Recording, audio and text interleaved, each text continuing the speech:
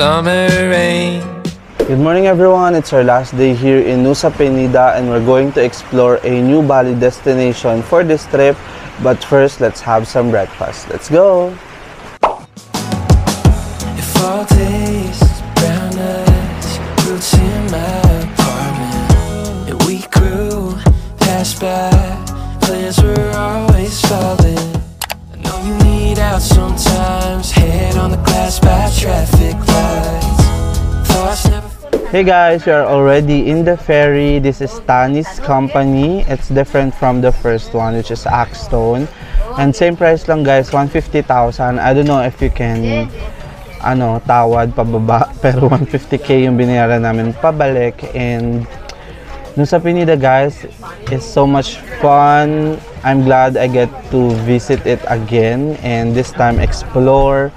And I hope one day guys you get to visit Nusa Penida. But for now, let's explore yet another Bali destination. Let's go! I swear that I'm trying my best. You tell me the stress shouldn't be a friend. I wonder where I'll end up next on the corner of hope. We've arrived at Sanur Port guys, nakatulog ako. And 30 minutes lang yung biyahe, sobrang bilis. Excited na ako mag-explore, so let's explore Seminyak. Sun, everywhere you go, everywhere you're running. You never say a word, even when it hurts. Everywhere you go, everywhere you're smiling. Here McD also, you know? Yeah, McD. Camera, what? Yeah, this is or television. yeah, this is a camera for vlogging. Hey guys, since 2 PM pa yung check-in natin sa hotel, mag-explore muna tayo sa mga cafes dito sa Seminyak. And yung pinakamalapit sa atin is here in W Bali. Maybe nakikita niyo ito sa mga Instagram posts kasi maganda yung entrance niya. And ito siya guys.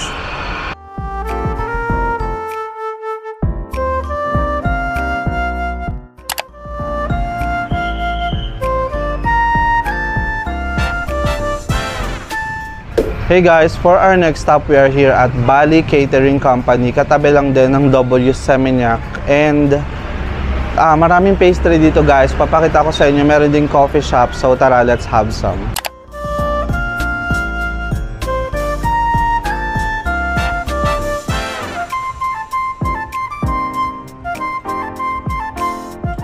Food is here guys. So we're having New York roll na fruits.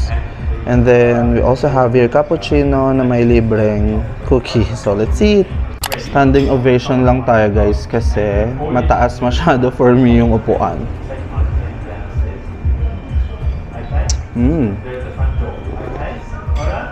Sarap. Tapang ng coffee nila. But they have here sweetener. Let's taste yung New York roll.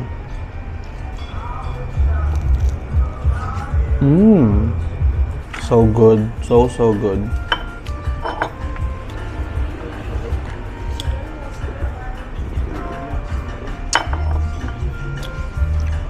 Sarap ng food guys dito sa Gourmet Cafe. Yung in-order ko which is the New York roll, yung fruit version niya or yung fruit variant, it's so good. It tastes like yung Goya na mixed berry.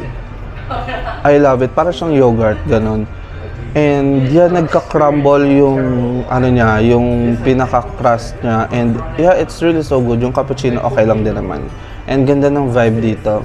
Reminds me of a cafe shop in Baguio. Walking around Seminyak guys while we're waiting na mag 2 PM para makapag-check-in na tayo.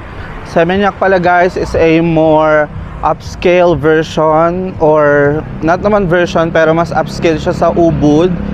And yung mga restaurants dito, even yung mga resorts are more like adjusted to Western standards. And it's unlike dun sa Ubud na medyo traditional. Although I prefer more Ubud, dito din magaganda din guys. So marami pa tayong pwede makita dito.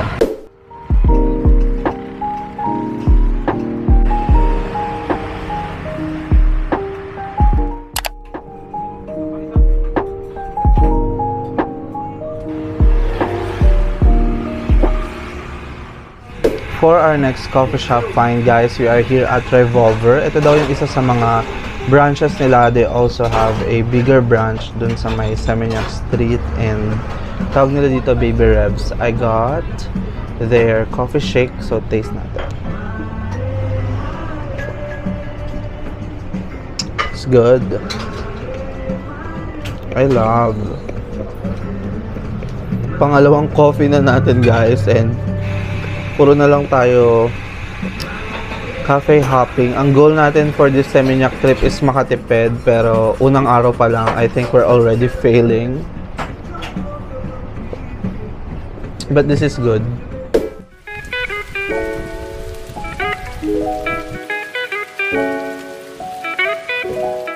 Hey guys, before anything else, let me give you a room tour dito sa hotel natin sa Amalfi Hotel dito sa Seminyak. We booked this for around 1,200 pesos per night lang, and it's already good for 2 to 3 people. And for now, mag-isa ulit tayo, guys. Kapitbahay natin again sila Christine. And yeah, without further ado, let's start the room tour. Silhouettes, your hair was on the chest. We saw the stars. They aren't shining quite as bright like years apart. This is how the room looks like, guys.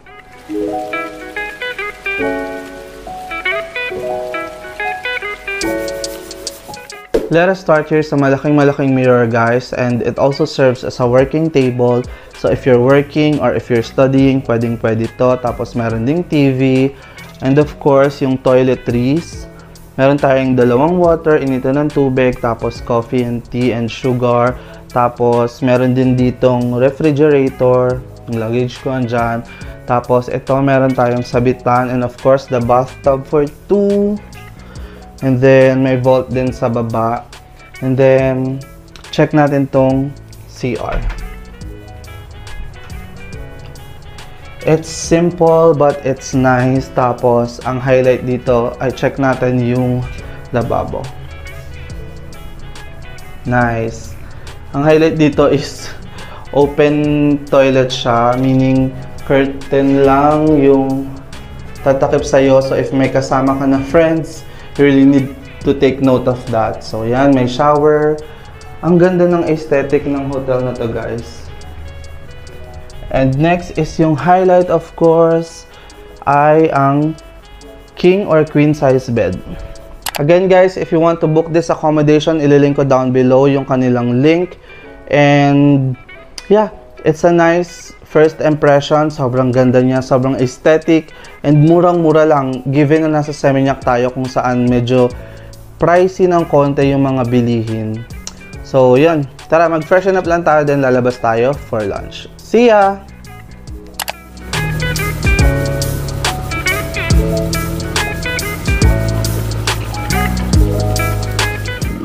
There are so many hotels in Seminyak, guys, and you can choose from expensive to budget to mid-range. Pero this one, Amalfi, it falls under budget hotels kasi technically you will only pay around 500 per person if dalawa kayo sa room. But for what it's worth, sobrang ganda niya, guys, and I think you're paying less than what to expect kasi sobrang hotel type siya ng accommodation, and it's not usual to have a hotel room for around 1,000 lang per night, no? Pero dito sa Bali, mura lang, guys. So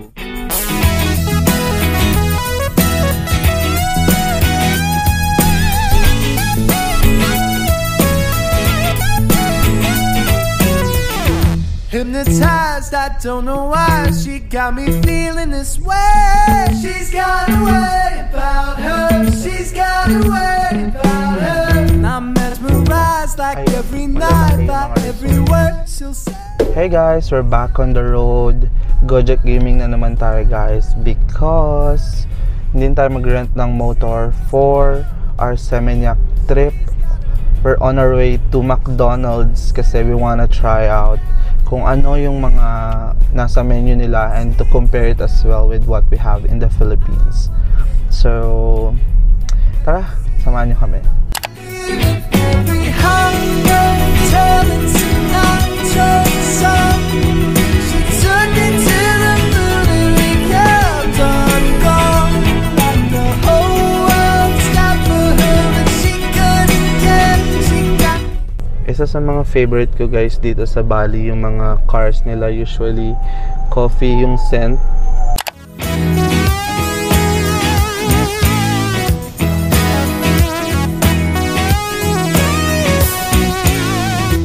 got me dizzy, head is spinning. Here's everything we got from McDo guys. This is combo nito. Meron pa sila ditong Sakura season guys. So seaweed na fries, tapos Ebi burger. Also got 5 pieces chicken with rice. And then we also got matcha Oreo, Fanta. Tapos parang cherry blossom drink na Sprite yan. Tapos we also got fries, burger na kasama ng Happy Meal. And yeah, ito yung Happy Meal natin guys. Just Dance. Let's eat! Tingin mo ano, kalasa niya yung sa Philippines or no? First taste?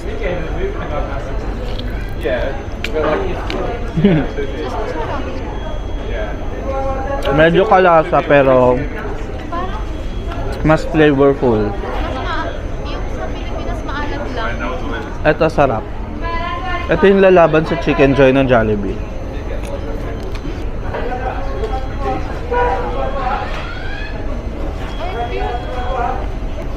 Ito muna, chicken burger.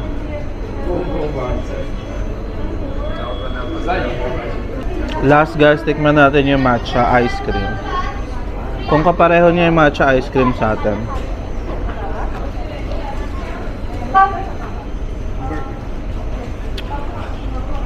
It's good.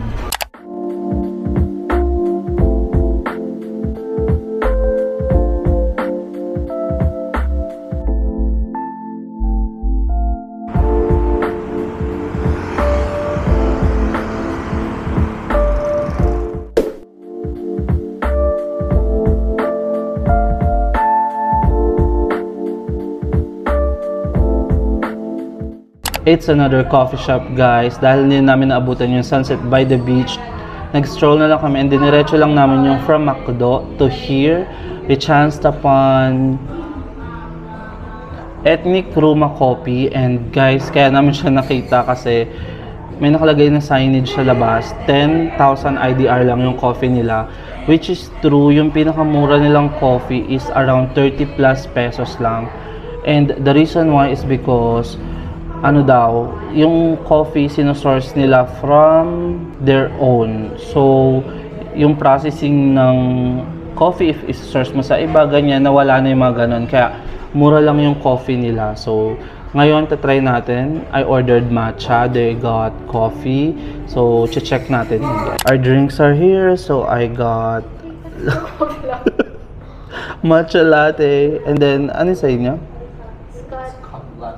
Scott latte. Ay, may Scott to. Taste naman yung matcha, guys. Sarap. Kalasa niya yung matcha ng Starbucks. Nahilig ako sa matcha, guys, kasi naging acidic ako, I think because of coffee. And minsan hindi ko na nababalance yung coffee intake ko na napaparami siya. So yeah, nagmamatcha ako as alternative. Sarap in fairness. Hello guys, we are back in our room. Sobrang traffic pa uwi dito sa ating accommodation. Itong Seminyak area talaga is super traffic, so that's one thing that you might want to take note of if you plan to stay here or if you plan to visit here. Anyhow, I super enjoyed our day. Magdi-dinner pa tayo later. Let's see, kasi medyo busog pa kami ngayon, kaya bumalik muna kami dito sa hotel. And yeah, samahan nyo pa rin kami. So, I'll see you guys later. Hey guys, it's almost 10 PM already and we're about to sleep. Hindi na tayo nag-dinner kasi sobrang busog natin for today. Still had few days left dito sa Bali trip natin. And for Seminyak as our last stop. Madami tayong magandang mapupuntahan. But for now, allow me to say good night and thank you for watching our video for today. Thank you for watching, guys, and I'll see you guys next time. Bye!